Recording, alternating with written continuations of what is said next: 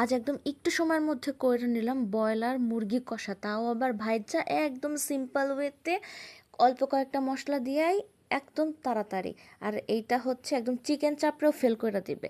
তো এইটা করার জন্য প্রথমে মশলা বানিয়ে নেব। পেঁয়াজ কয়েক টুকরা দিয়ে দিলাম, আদা দিয়ে দিলাম, রসুন দিয়ে দিছি, লেবু দিয়ে দেবো একটা চিপড়াইয়া সুন্দর কইরা।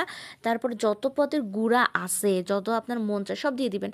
হলুদের গুঁড়া, মরিচের গুঁড়া, একটু ঝাল লঙ্কার গুঁড়া বেশি দিছি, জিরার গুঁড়া, ধনিয়া গুঁড়া, গরম মশলা গুঁড়া, গোলমরিচ গুঁড়া, টমেটো পেস্ট দিয়া সুন্দর করে এটা ব্যালেন্ডার কইরা লইতে হইবে। আর এখানে আমি মাংসের মধ্যে হলুদ আর লবণ দিয়ে সুন্দর করে মাখায়া এগুলো হচ্ছে ভাজতে বসাই দিব।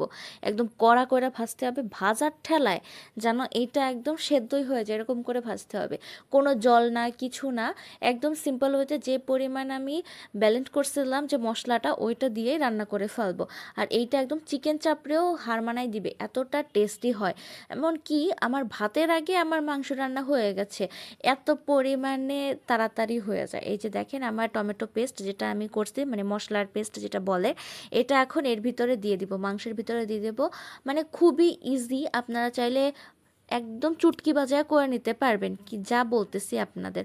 তো এটা সুন্দর করে মিক্স করে নিয়ে একটু ঢাকনা দিয়ে দিয়া করে দিব, একটু জাল একদম কম দিয়ে দিব, আর এটার ভিতরে আর কোনো জল যাবে না। আর এই যে দেখেন আমার রেসিপি শেষ। কত ইয়ামি আর মজাদার লাগতেছে। এটা সব থেকে বেশি ভালো লাগে রুটি দিয়া খাইতে, নান রুটি এগুলো দিয়ে খাইতে বা লুচি দিয়া খাইতে। দেখছেন কত সুন্দর টাইনা গেছে আর কত লোভনীয় লাগতেছে। আশা করি ভিডিওটা আপনাদের ভালো লাগবে। Thank you so much.